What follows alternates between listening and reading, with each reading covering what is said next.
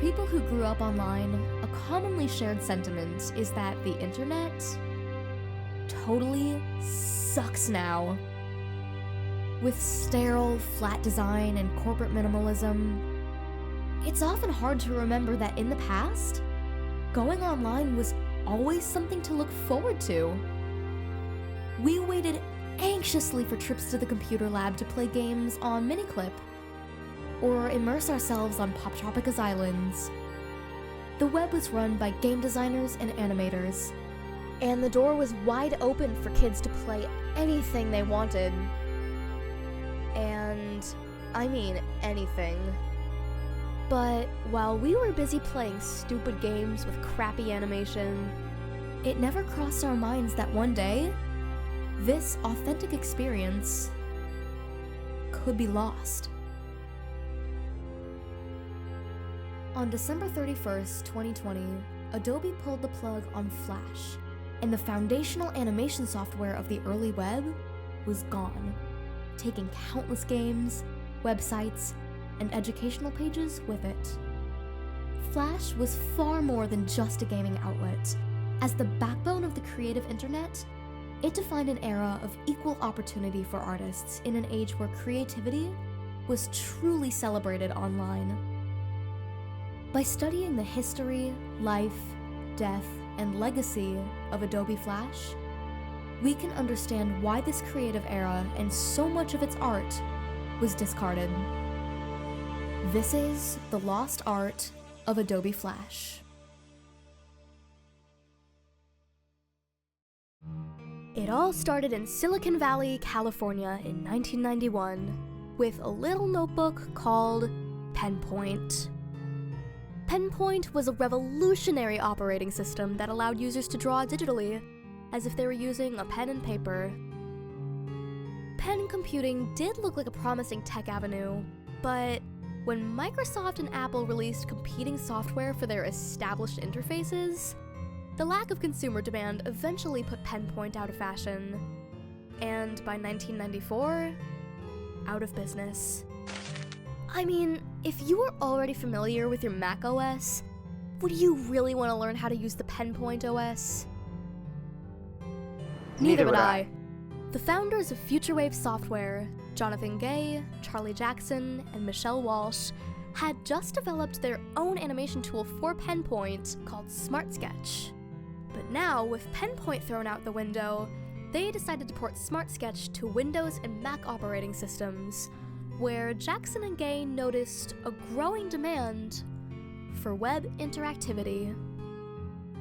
This was the perfect chance to merge technology and art on the emerging internet, so SmartSketch was repurposed for the web and rebranded as FutureSplash Animator. FutureSplash ended up taking the internet from looking like this to looking like that. But that wasn't nearly enough to match with the big shots like Adobe Illustrator.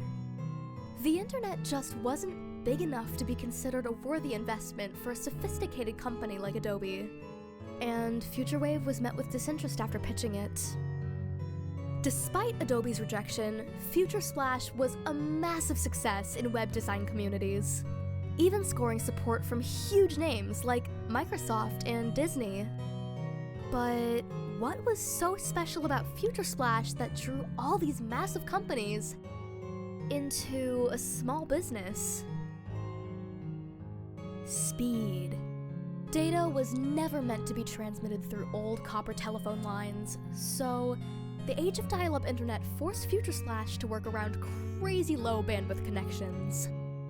Most computers used bitmap graphics, which took massive amounts of time to process by storing data for each pixel. To speed things up, FutureSplash took a mathematical approach by offering vector-based graphics, saving animations as geometric lines and points, and delivering high-quality work while using less memory. FutureSplash offered artists an incredible opportunity to create web art on their home computers, transforming the internet from a bulletin board into an art gallery. Developers continued to improve bitmap integration, add MP3 support, and introduce motion tweening. And in 1997, after being acquired by Macromedia, It was rebranded as Flash 1.0.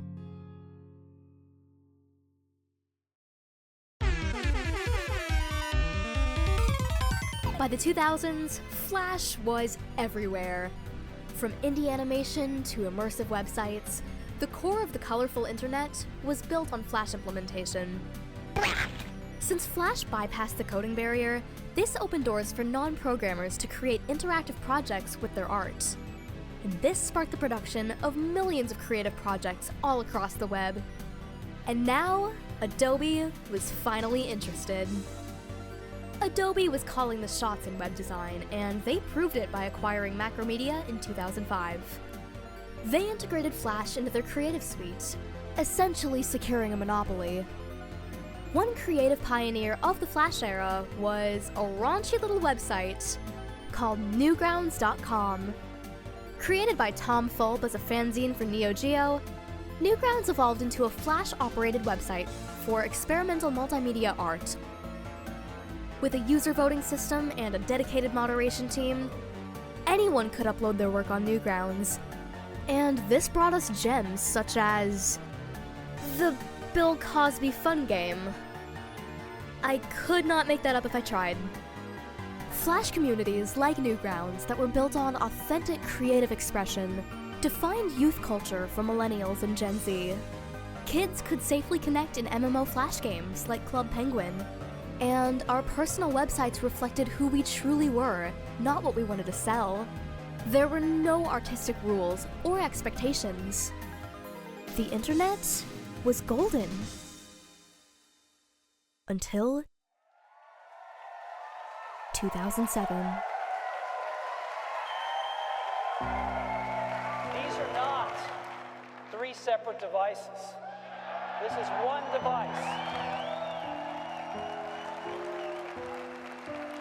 We are calling it iPhone. Today, Apple is going to reinvent the phone. The first iPhone was an instant success. Who could say no to portable internet, music, and communication? With the world's information at our fingertips, life slowly became more convenient, entertaining, and innovative. But there was one problem about the iPhone that couldn't be ignored. Any website requiring Flash Player was unviewable. And this blockade was no mistake. In 2010, Apple's former CEO, Steve Jobs, published a letter titled Thoughts on Flash, which criticized the program and justified its exclusion, largely due to it operating on a closed source standard. An open source standard allows source code to be publicly viewed, edited, and distributed. But the inner workings of Flash were kept a secret from the community. Only the company was privy to the source code, and the authoring tool was proprietary.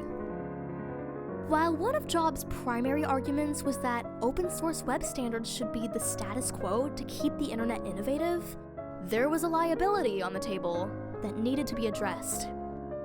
Security. The core of the interactive web was built on Flash, so everybody was downloading it. And that made Flash a massive target for malware. Flash was full of security holes, and because it was a closed source program, it was unable to be community audited, which left security patching up to Adobe.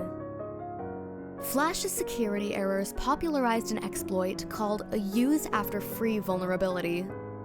Since Flash was granted access to RAM from the operating system, if a user opened a compromised file, ad, or website, hackers could hijack the empty memory with malicious code and crash programs, steal data, and corrupt the system through remote code execution. Between the massive safety issues, battery drainage, and the lack of touchscreen compatibility, there was no denying it. Apple was winning, and Flash was on the chopping block.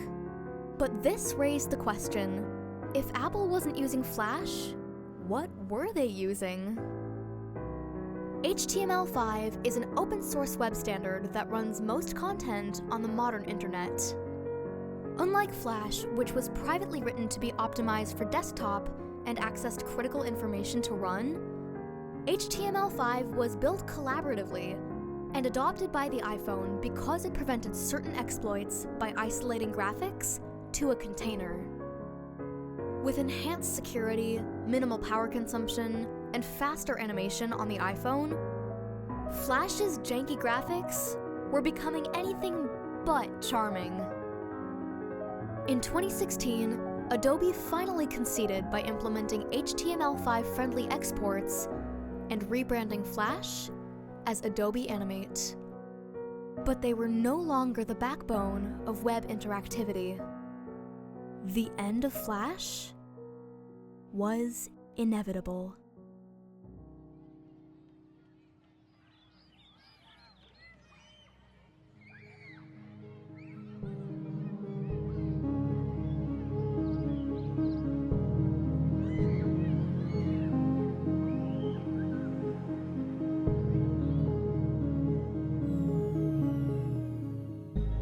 In 2017, following an official announcement from Adobe, the clock was ticking on Flash's life. In just a few years, the internet would be rid of Adobe Flash's security holes and poor performance. No more memory corruption, no more battery drainage, no more Flash games. By the end of 2020, the widespread adoption of HTML5 had finally put Adobe Flash to death. Mainstream browsers fully blocked Flash content, and anything still using it on the web was left to be frozen in time. But not all hope was to be lost. Far before the announcement, Flash communities knew what was coming. Newgrounds developer Mike Welsh created an open-source emulator called Ruffle, which plays legacy Flash content and isolates it to a secure browser. Ruffle is a WebAssembly program written in Rust, which is a language that strictly manages memory ownership to eliminate the risk of use-after-free vulnerabilities. The source code is also publicly available on GitHub, and the emulator can be installed as an extension on your browser. Another open-source, non-profit effort is Flashpoint, which provides over a terabyte of web gaming content, not just for Flash, but also for Shockwave, Unity, and JavaScript. Flashpoint is a downloadable application that executes content locally. It essentially tricks the games into behaving as if they were running on the live internet. Without community efforts like Ruffle and Flashpoint, nearly 2 decades of art history would have been lost forever. But these preservation efforts go so much further beyond just childhood nostalgia. The death of Flash represents a much bigger phenomenon: the loss of the creative web. Early web interactivity was built by creative minds who saw website building as an art form. When major tech companies dominated the internet with social media on the iPhone, we started to prioritize analytics and engagement, and there became less commercial reason for authentic creativity to continue being the status quo. Tech obsolescence raises a difficult ultimatum between archival and loss. When today's technology is replaced, will we be prepared to lose it like we lost Flash? The internet is different now, and we can't go back. But just like every other decade in history, its legacy will live on through the stories of the people it once meant something to. No monetary value can be put on that.